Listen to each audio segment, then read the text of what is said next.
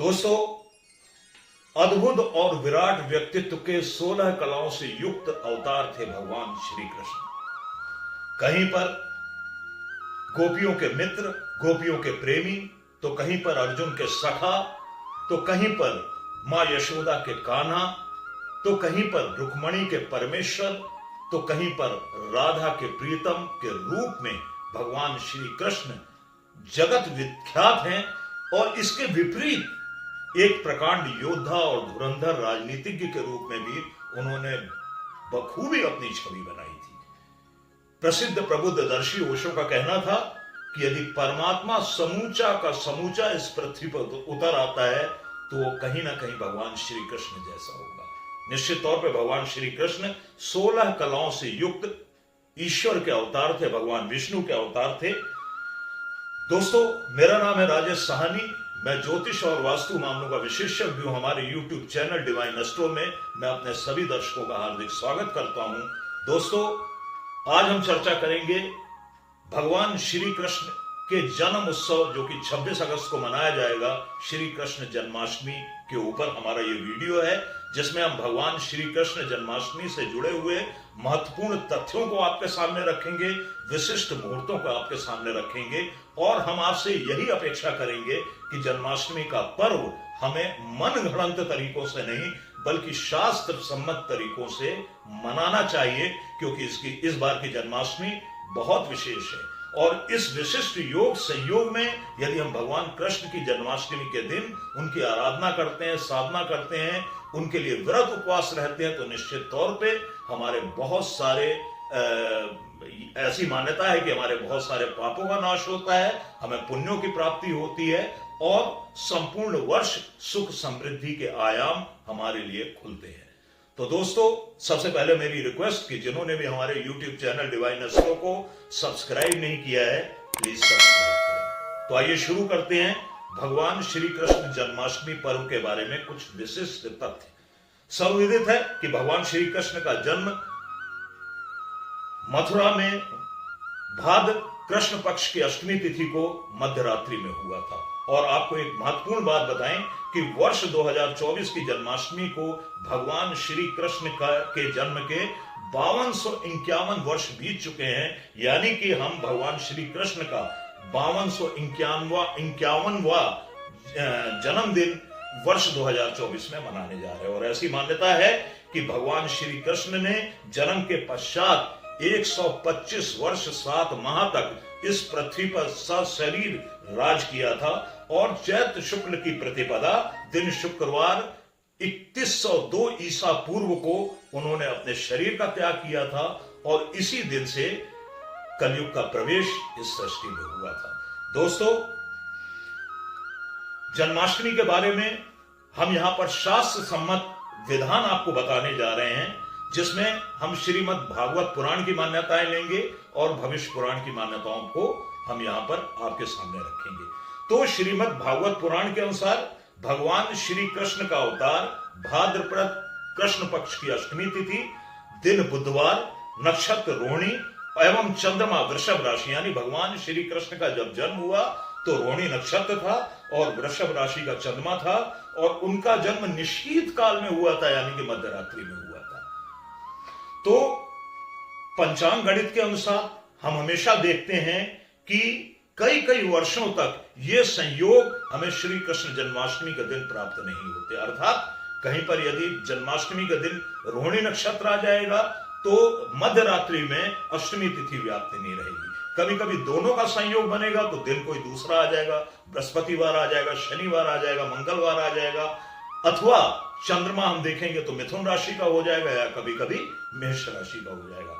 यानी कि भगवान श्री कृष्ण के जन्म के जो संयोग हैं वो पूरे के पूरे एक साथ बहुत दुर्लभ संयोगों में मिल पाते हैं और ऐसे दुर्लभ संयोग का श्री कृष्ण जन्माष्टमी के दिन पूरा लाभ लेते हुए जन्माष्टमी का पर्व मनाना चाहिए। यही कारण है कि अधिकांश शास्त्रकारों ने, यानी कि जिन्होंने शास्त्र लिखे हैं, व्रत पूजन के लिए अर्धरात्रि में प्राप्त होने वाली अष्टमी तिथि को ही ज्यादा मान्यता दी है। यानी ऐसी भाद्रपद कृष्ण पक्ष की अष्टमी तिथि जो कि मध्य रात्रि को व्याप्त रहती है, उसी को हमारे शास्त्रकारों ने प्रशस्त माना है। लेकिन बहुत जगह पर मथुरा, वृंदावन, दिल्ली इत्यादि जैसे क्षेत्रों में उदयकालीन अष्टमी तिथि का महत्व माना गया है। यानी कि जो सूर्योदय काल में उदित होती है, ऐसी अष्टमी के दिन भगवान श्री कृष्ण का जन्मोत्सव मनाए जाने का विधान माना गया। यही कारण है कि जन्माष्टमी हर वर्ष 2 दिन की होती है। पहले दिन मध्य रात्रि में जो अष्टमी तिथि होती है उसे गृहस्थ लोग मनाते हैं, और दूसरे दिन वैष्णव लोग मनाते हैं, जिस दिन प्रातःकालीन उदया तिथि में अष्टमी तिथि व्याप्त होती है। लेकिन इस बार स्थिति बहुत विपरीत है। इस बार चाहे वो स्मार्त हो या वैष्णव हो, दोनों के लिए ही जन्माष्टमी का पर्व 26 अगस्त को पड़ रहा है, क्योंकि भादो कृष्ण पक्ष की अष्टमी तिथि 27 तारीख को उदय काल से पूर्व ही समाप्त हो जाएगी। इस वर्ष की जन्माष्टमी निस्संदेह अपने बहुत दुर्लभ संयोगों में आ रही है।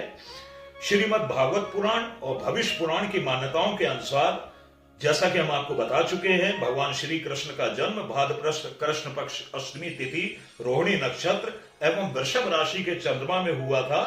इसका कुल मतलब क्या है? इसका मतलब यह है कि भगवान श्री कृष्ण जन्माष्टमी के पर्व के समय 6 तत्वों का विराजमान होना बहुत आवश्यक है, तभी यह पूर्ण जन्माष्टमी कही जाती है। ये 6 तत्व हैं: भाद्रपद माह, कृष्ण पक्ष अर्धरात्रि में व्याप्त अष्टमी तिथि, रोहिणी नक्षत्र, वृषभ राशि का चंद्रमा और बुधवार का दिन। हालांकि कुछ शास्त्रों में बुधवार के साथ सोमवार यानी भगवान श्री कृष्ण के जन्मदिन के विषय में थोड़ा सा कंफ्यूजन है। कहीं कहीं पे मतांतर से इसे बुधवार माना गया है, तो कहीं पर सोमवार माना गया। तो हम दोनों को ही लेकर चल रहे हैं। तो जिनका एक साथ मिलना, यानी इन 6 तत्वों का एक साथ मिलना एक जन्माष्टमी में बहुत दुर्लभ कार्य होता है। प्रायः श्री कृष्ण जन्माष्टमी के अवसर पर अष्टमी की अर्धरात्रि वृषभ राशि का चंद्रमा प्राप्त हो जाता है, पर रोहिणी नक्षत्र प्राप्त नहीं होता है। सामान्य तौर पे ऐसा बहुत देखने में आता है।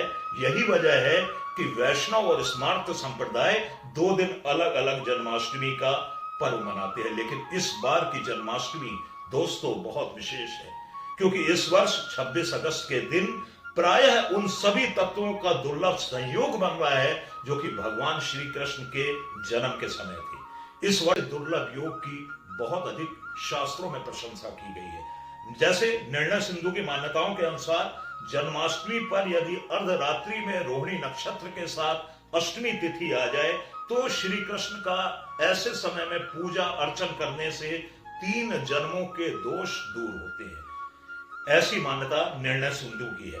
उल्लेखनीय है कि श्री कृष्ण जन्माष्टमी रोहिणी नक्षत्र के योग से रहित हो तो उसे केवला नाम की जन्माष्टमी कहा जाता है, और यदि रोहिणी नक्षत्र से युक्त हो तो ऐसी जन्माष्टमी को जयंती कहते हैं, जो कि दुर्लभ होती है। जयंती में यदि बुधवार या सोमवार का संयोग बन जाए तो यह परम पुण्यदायी मानी जाती है, जैसा कि संयोग इस वर्ष 26 अगस्त को प्राप्त हो रहा है। ऐसी मान्यता है कि अष्टमी के बिना जयंती का स्वतंत्र रूप नहीं हो सकता है। इसी के साथ ही हमारे एक और शास्त्र गौतमी तंत्र में उल्लेख आता है कि भाद्रपद कृष्ण पक्ष अष्टमी रोहिणी नक्षत्र के साथ यदि सोमवार या बुधवार का दिन हो जाए तो जयंती के नाम से विख्यात होती है, तथा जन्म जन्मांतरों के पुण्य से ऐसा योग देखने में मिलता है। मैं बार बार बोल रहा हूं, जन्माष्टमी के यही योग संयोग इस वर्ष 26 अगस्त को है। जिस मनुष्य को जयंती नामक जन्माष्टमी का व्रत उपवास और उसमें भगवान श्री कृष्ण के पूजन का सौभाग्य प्राप्त होता है, ऐसी मान्यताएं हैं, उसके कई जन्मों के पाप नष्ट हो जाते हैं तथा वह मुक्त होकर भगवान श्री कृष्ण के लोक को प्राप्त होता है। ऐसा हमारे शास्त्र कहते हैं। कुल मिला के ये अतिशयोक्तिपूर्ण वर्णन है, और इसका सार ये निकलता है कि ऐसे दुर्लभ योगों में यदि भगवान कृष्ण की पूजा अर्चना की जाए तो त्वरित फलदायी होती है। 26 अगस्त 2024 दिन सोमवार को उदयकालीन अष्टमी तिथि होगी, यानी कि जब सूर्योदय होगा तो अष्टमी तिथि का प्रवेश हो चुका होगा, जो कि 26 अगस्त को माने मध्य रात्रि के बाद 27 अगस्त की प्रातः 4:19 तक व्याप्त रहेगी, यानी 27 अगस्त को सूर्योदय से पहले ही यह समाप्त हो जाएगी।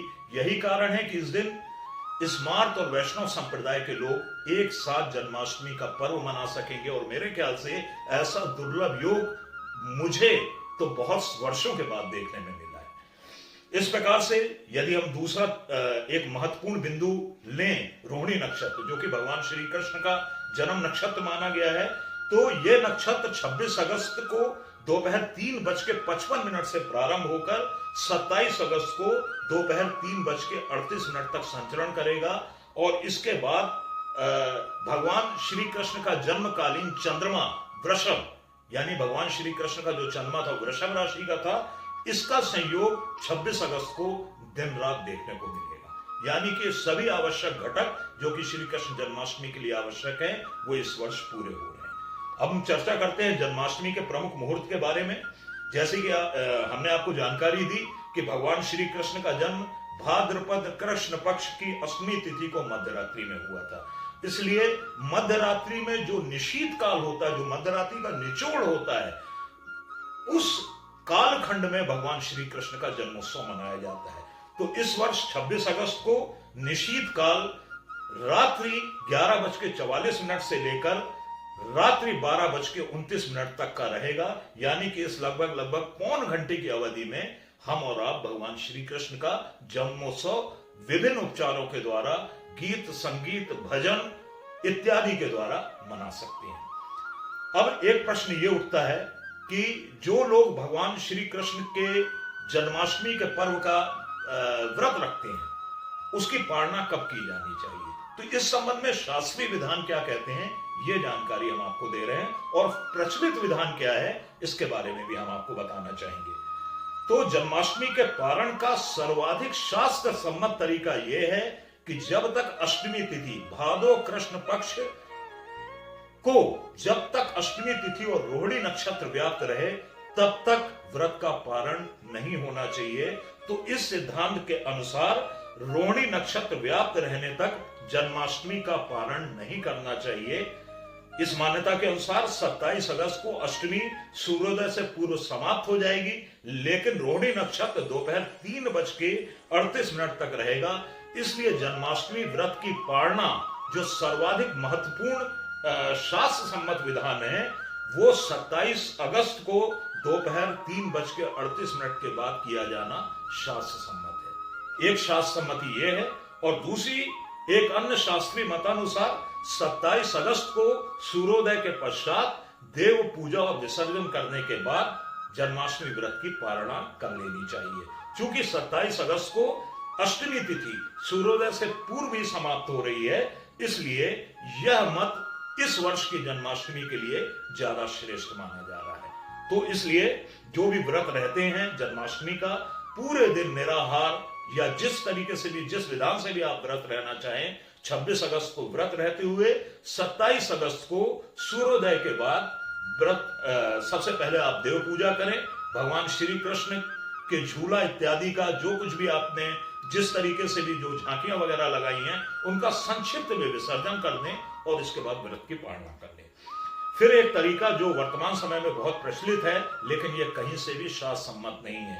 कई लोग जन्माष्टमी व्रत का पारण मध्य रात्रि में भगवान का जन्म उत्सव मनाने के बाद ही कर लेते हैं, यानी कि 12 बजे के बाद वो लोग भोजन कर लेते हैं और जन्माष्टमी व्रत का पारण कर लेते हैं। उनका मानना यह है कि 12 बजे के बाद व्रत रहने का कोई मतलब नहीं है, परंतु इस मत का कोई शास्त्रीय आधार नहीं है। यद्यपि यह मत हमारे देश में बहुत अधिक प्रचलित हो चुका है, लेकिन हमारा ऐसा कथन है कि इस मत का अनुसरण नहीं करना चाहिए, बल्कि जन्माष्टमी व्रत का पारण सूर्योदय से लेकर अगले सूर्योदय पर्यंत आवश्यक रूप से होना चाहिए। तो दोस्तों, हमारा ये वीडियो आपको कैसा लगा हमें कमेंट करके जरूर बताइएगा। इसके अलावा हमारे चैनल को लाइक करें, सब्सक्राइब करें। बहुत जल्दी हम एक अपने नए वीडियो के साथ आपसे फिर मिलते हैं।